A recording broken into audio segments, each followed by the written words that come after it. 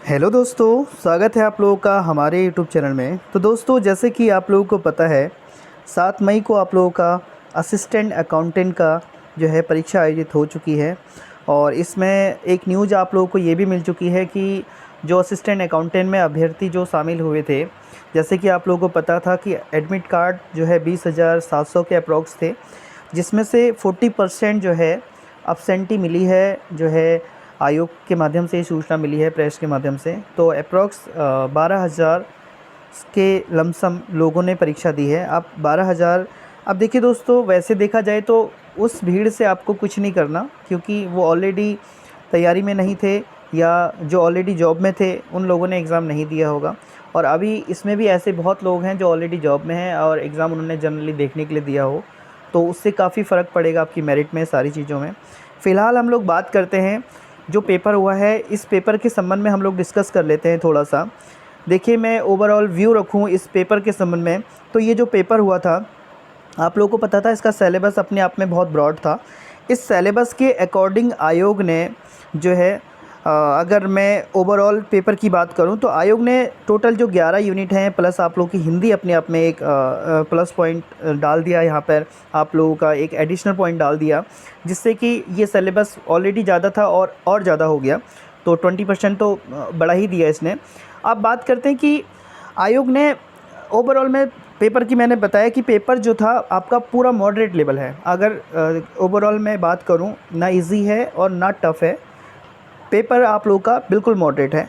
अब आयोग को उस ओवरऑल इस पूरे पेपर की अगर मैं बात करूं तो आयोग ने पूरे यूनिट को प्रॉपर वे में जो है 11 यूनिट को प्रॉपर वे में जिस प्रकार से उसने हम बात करें, जिस प्रकार से उसने नंबरिंग डिवाइस किया था, या तो उसे नंबर डिवाइस नहीं करने चाहिए थे, नंबर डिवाइड करे भी हैं तो मुझे नहीं लगा कि उसने सही प्रपोर्शन में हर यूनिट को जो है वरीयता दी है या प्रायोरिटी दी है। क्योंकि अगर आप लोग देखेंगे किसी यूनिट को उसने जो है किसी यूनिट में अगर यूनिट वाइज चले भी हैं तो यूनिट में किसी एक दो टॉपिक पे ही ज़्यादा क्वेश्चनिंग हो चुकी है। यानी अगर बात करें इनकम टैक्स, आप लोग देख लीजिए 1-2 क्वेश्चन, या बात करें जीएसटी 1 क्वेश्चन 2 क्वेश्चन, तो कॉन्ट्रैक्ट एक्ट से आप लोग देखें सडनली 5-6 क्वेश्चन। तो हम लोग देखेंगे कि एक बहुत प्रॉपर वे में बैलेंस नहीं बना। अगर पेपर अगर बहुत अच्छा हम या फिर टफ़ लेवल का या बात करें, या फिर बहुत अच्छा अगर उसे और अच्छा अगर बनाना चाहते हैं, तो एक यूनिट के हर प्रपोर्शन में, यानी अगर मतलब स्टार्टिंग से लेकर लास्ट तक का जितने टॉपिक दिए थे उनके कॉम्बिनेशन से रिलेटेड आप लोगों के क्वेश्चन मिलने चाहिए थे। बात करें कॉर्पोरेट अकाउंटिंग प्रॉपर वे में नहीं मिल पाया, पार्टनरशिप अकाउंटिंग नहीं मिल पाया, और इनकम टैक्स जो एक्ट है वो नहीं मिल पाया। एक्ट वाले पोर्शन में भी सिर्फ कॉन्ट्रैक्ट अकाउंटिंग आप लोग को ज़्यादा मिला। चलिए, ओवरऑल जो भी रहा, बट आयोग ने प्रॉपर वे में नहीं करा। लेकिन इस पेपर में जो है जिन लोगों ने प्रॉपर वे सारे यूनिट्स अच्छे से थ्योरी बेसिस में ध्यान दिया था, या कॉन्सेप्ट जिन लोगों के बहुत अच्छे थे, तो उन लोगों को इसमें ज़रूर फ़ायदा मिला है। बाकी जो है, जो व्यू था आज तक के पेपरों को देखकर, तो काफ़ी लोगों का जो इसमें रिव्यू मुझे मिला है अब तक का, तो उन लोगों का एवरेज ये पेपर रहा है। बढ़िया पेपर नहीं कहेंगे और ना ही बहुत बुरा कहेंगे, एवरेज जो है लगभग लगभग सब लोगों का पेपर रहा है जिन लोगों ने सारी यूनिट को टच किया था। चलिए, तो हम लोग डिस्कस करेंगे आज के पेपर को। और ये जो डिस्कशन करने वाला हूँ दोस्तों, मैं पहले ही आप लोगों को बता रहा हूँ, जितने भी मैं आंसर्स आप लोगों के सामने लेके आऊँगा, वो आंसर्स में हो सकता है जब आयोग की आंसर की आएगी तो आप लोगों को 2-3 क्वेश्चन जो है हो सकता है गलत होने की संभावना है, लेकिन 99% हमारे जो है आंसर सही होंगे, ये मुझे उम्मीद है। और फिर भी अगर कोई डाउट होता है आप लोग डिस्कस करें, कमेंट करें, या कोई आप लोगों के पास प्रूफ है तो वो भी दें, ताकि और लोगों को भी पता चले। और अगर आप लोग प्रूफ या कोई क्वेश्चन पे आप लोग को डाउट होता है और आप लोगों को संबंधित कोई ऑथेंटिक बुक में अगर कोई आप लोगों को मिल जाता है कि उसका आंसर ये नहीं ये है, तो आप लोग शेयर ज़रूर करें। उससे ये होगा कि आयोग से जो है मेल में उस क्वेश्चन को चैलेंज किया जा सकता है। हो सकता है आयोग भी उस क्वेश्चन का आंसर को गलत दे दे, तो चैलेंज करना बहुत ज़रूरी है। तो इसलिए अगर आपको किसी भी आंसर्स में डाउट होगा तो आप लोग कमेंट करके और जो है हमें उस क्वेश्चन को भेजें। अब बात करते हैं, हम लोग जिस क्वेश्चन पेपर की बात कर रहे हैं, ये हमारा जो है जो सेट है आप लोगों का वो डी है। और बात करते हैं, ये सेट डी है, तो सेट डी जिन लोगों का भी है वो प्रॉपर वे में इससे मिला लें। अदरवाइज़ अगर आप लोगों के सेट अन्य हैं A B C, तो आप लोग क्या करेंगे, आप लोग क्वेश्चनों को जो है आगे पीछे करके कर लीजिएगा, क्योंकि होता क्या है कि जब भी आप लोगों को एक ग्रुप में क्वेश्चन मिलेंगे, आप लोगों के 5-6 क्वेश्चनों का एक ग्रुप अलग अलग करके, 7-8 ग्रुपों का एक एक अलग अलग करके आगे पीछे क्वेश्चन किए होंगे। चलिए हम लोग डिस्कस करते हैं दोस्तों। यहाँ पे हम लोग डिस्कस नहीं करेंगे, सिर्फ आंसर्स आप लोगों के क्वेश्चन नंबर और आंसर हम लोग आप लोगों को बताएंगे।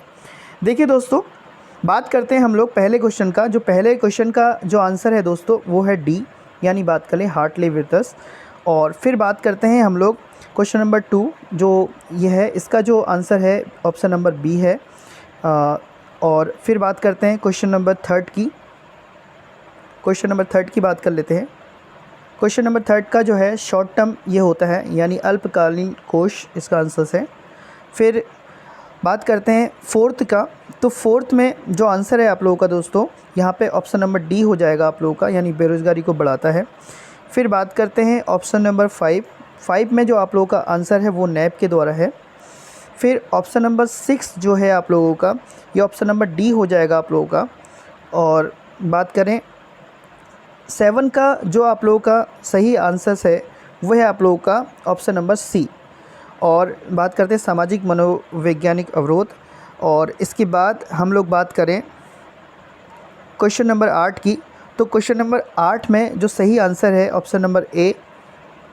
और 9 की अगर हम लोग बात करते हैं दोस्तों, यहाँ पे थोड़ा कन्फ्यूजन है, कहीं जगह आप लोगों को 6 मिलेगा, कहीं 4 लगेगा, तो आप लोग देख लीजिएगा आप लोगों का इसमें क्या आंसर हो सकता है। और जब तक ऑफिशियल आंसर की नहीं आएगी, आयोग उसको ही मानेगा जो ऑफिशियल आंसर की आएगी आप लोगों की। और अगर आप लोगों के पास कोई प्रूफ हैं तो आप लोग उसे प्रूफ के माध्यम से भी कर सकते हैं। और फिर बात करते हैं दोस्तों, फिर सेम क्वेश्चन है नेक्स्ट टाइम पे, किसी सेम तो नहीं, मतलब साक्षात्कार से ही रिलेटेड है।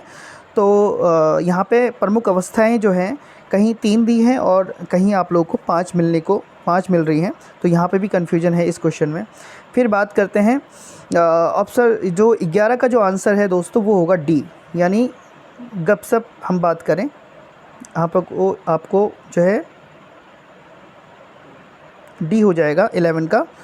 फिर बात करते हैं 12 नंबर का जो क्वेश्चन है, यहाँ पर को जो आप लोगों का जो राइट आंसर है यहाँ पर ऑप्शन नंबर सी हो जाएगा।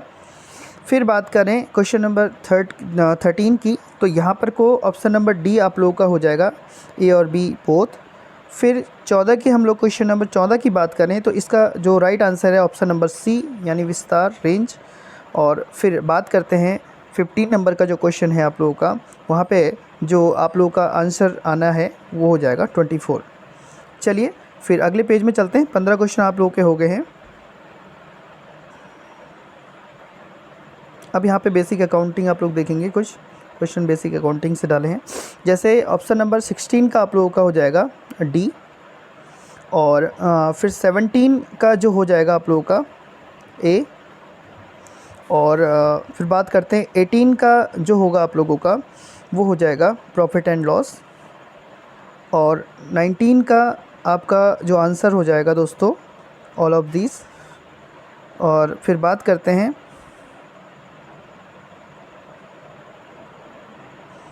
20 की हम बात करते हैं दोस्तों, यहाँ पर को सेपरेटली एंटिटी जो है 20 का आपका जो हो जाएगा डी हो जाएगा।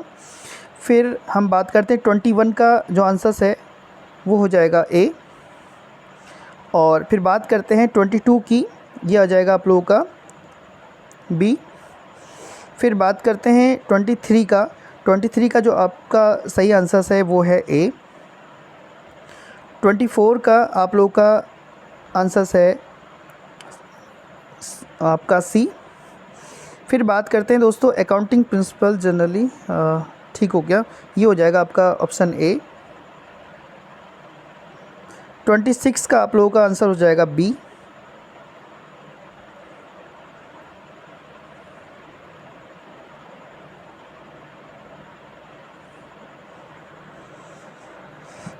ट्वेंटी 27 का जो आंसर है दोस्तों वो है 225 यानी बी। और 28 का जो आंसर है वो हो जाएगा डी। और 29 का जो आंसर है सी। और फिर बात करते हैं 31 का जो आंसर है दोस्तों वो है आप लोगों का बी। और 32 का जो आंसर है वो आप लोगों का है सी डी। और 33 का जो आंसर है वो है सी।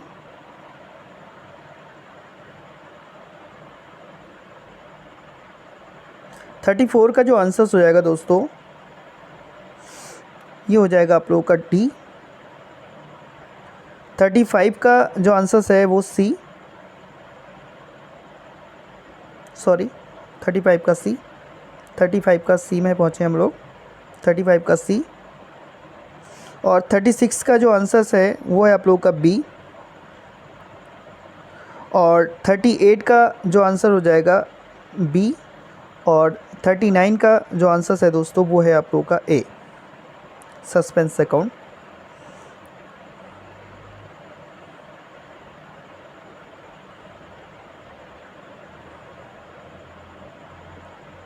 तो 40 का जो आंसर हो जाएगा दोस्तों वो हो जाएगा ए। और जो 41 का है वो हो जाएगा सी। और 42 का जो आंसर है वो हो जाएगा आप लोगों का, चलिए ये कन्फ्यूजन में है, 42 आप लोग देख लीजिएगा, ये बनाया नहीं हम लोगों ने। फ़िलहाल 42 का आप लोग आंसर देख लीजिएगा दोस्तों, ये कंफर्म नहीं हुआ है अभी। फिर बात करते हैं 42 का। अब आप बात करते हैं 43 की। तो 43 का जो आप लोगों का आंसर हो जाएगा डी। 44 का जो आंसर हो जाएगा वो हो जाएगा बी। और 45 का जो आंसर हो जाएगा वो हो जाएगा सी। और 46 का जो आंसर हो जाएगा दोस्तों वो हो जाएगा डी। और 47 का जो आंसर होगा वो होना है आपका दोस्तों, यहाँ पे भी कन्फ्यूजन है दोस्तों, याद रखिए 47 में यहाँ पे बोला गया है कि प्रबंधकीय लेखांकन का प्रमुख उपकरण नहीं है। यहाँ पे डाउट है डेप्रिसिएशन अकाउंट और जो है मुद्रास्फीति, या बात करें इन्फ्लेशन अकाउंटिंग। तो अगर आप लोग को क्लियर, आप लोग के पास कोई प्रूफ है तो आप लोग हमसे शेयर कीजिएगा। यहाँ पे सी और डी में थोड़ा सा हमें डाउट है, तो आप लोग के पास अगर इसका आंसर हो तो ज़रूर शेयर कीजिएगा। कंफर्म आंसर ऑथेंटिक किसी बुक में आप लोगों को मिले इससे संबंधित कोई आंसर तो ज़रूर बताएं। चलिए 48 का जो आंसर है दोस्तों वो हो जाएगा डी। और 49 का जो आंसर है वो हो जाएगा बी। और 50 का जो आंसर है वो हो जाएगा आप लोगों का सी। और 51 का जो आंसर है वो हो जाएगा आप लोगों का डी।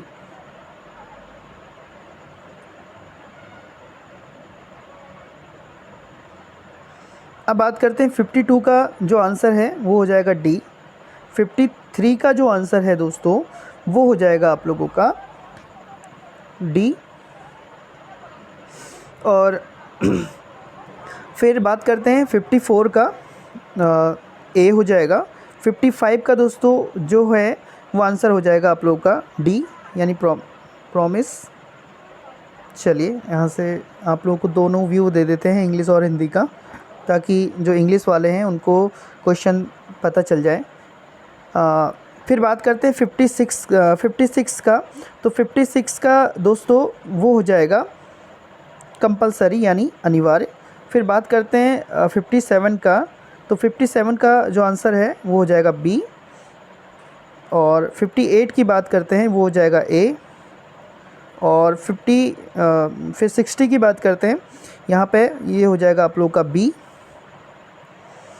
अच्छा एक छूट गया 59, IGST हो जाएगा दोस्तों 59 का, याद रखेंगे। और यहाँ पर 61 का ए ऑप्शन सही होगा। और बात करते हैं 62 की। तो यहाँ पर बी ऑप्शन सही हो जाएगा 62 का।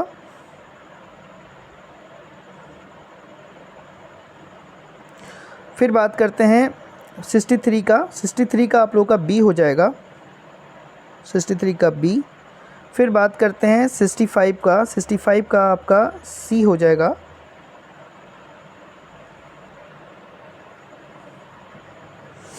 सिक्सटी सिक्स की बात करें दोस्तों, ये होता है आप लोगों का सी। फिर बात करते हैं यहाँ पे आप लोगों का सी हो जाएगा 67 का। फिर नेक्स्ट हम लोग देखेंगे, यहाँ पे बात करें 68 का आप लोगों का जो सही आंसर है वो है आप लोगों का सी। फिर बात करते हैं आप लोगों का नेक्स्ट जो है ये हो जाएगा सी। फिर 70 आप लोगों का जो है ये हो जाएगा ए। और 71 का जो है आप लोगों का वो हो जाएगा परियोजना। फिर बात करते हैं 72 की। 72 का जो है यहाँ पे हम लोग इसके आंसर्स थोड़ा अभी हमारे पास क्लियर नहीं है। 72 का अगर आप लोगों के पास आंसर हो तो आप लोग बताइएगा कि इसकी 72 का क्या आंसर हो सकता है। फिर बात करते हैं 73 की। तो 73 का जो आंसर है दोस्तों वो हो जाएगा डी। फिर बात करते हैं दोस्तों 74 का। 74 का जो आंसर है आप लोगों का वो है ए। 75 का जो आंसर है वो हो जाएगा ए। फिर 76 का डी। और 77 का बी। और 78 का अगर हम लोग बात करें वो हो जाएगा सी।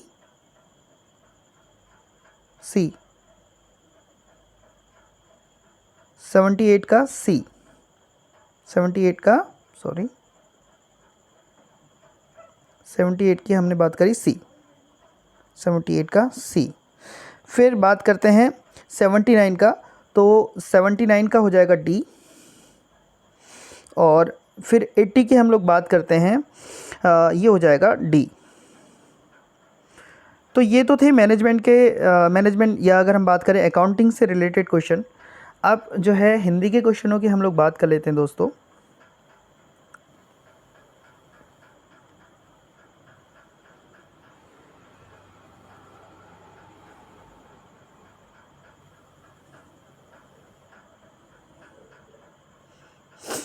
देखिए पहला क्वेश्चन है 81 का डी हो जाएगा, 82 का बी हो जाएगा, 83 का भी बी हो जाएगा। फिर 84 का हम लोग बात करें सी। और 85 का सी।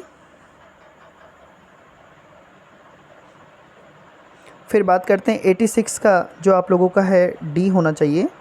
फिर बात करते हैं 87 का डी, 88 का सी, फिर 89 का ए और 90 का आपका डी।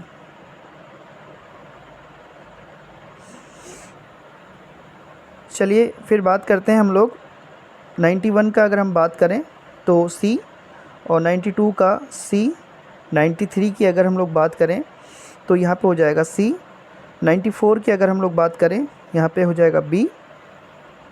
और 95 की अगर हम लोग बात करें तो बी। और 96 की बात करें तो यहाँ पे थोड़ा सा आप लोगों का डाउटफुली है। यहाँ पे आप लोगों का ए या बी में से एक आंसर आपका हो सकता है।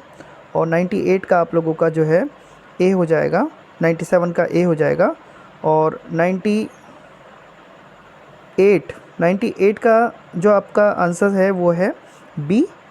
99 का जो आंसर है दोस्तों वो हो जाएगा सी। और 100 का जो आंसर है आप लोगों का वो हो जाएगा ए। आई होप दोस्तों आप लोगों ने जो हैं सारे क्वेश्चन देख लिए हैं। फिर भी कोई क्वेश्चन छूट गया हो तो आप लोग कमेंट करके मुझे बता दीजिएगा, मैं उसका आंसर्स आप लोगों को बता दूंगा जो हमारे अकॉर्डिंग है। आई होप 97 क्वेश्चनों के आंसर हमने बता दिए हैं। काफ़ी आप लोगों को हेल्प मिलेगी इससे कि इसके आंसर्स जो हैं क्या हैं और क्या मेरिट रहने वाली है। फ़िलहाल एक जनरल व्यू की अगर मैं बात करूँ मेरिट की कट ऑफ को लेकर, अगर हम लोग वीडियो देख लेता हूँ मैं, कितनी देर की हो गई है, चलिए 20 मिनट की लमसम वीडियो हो चुकी है दोस्तों।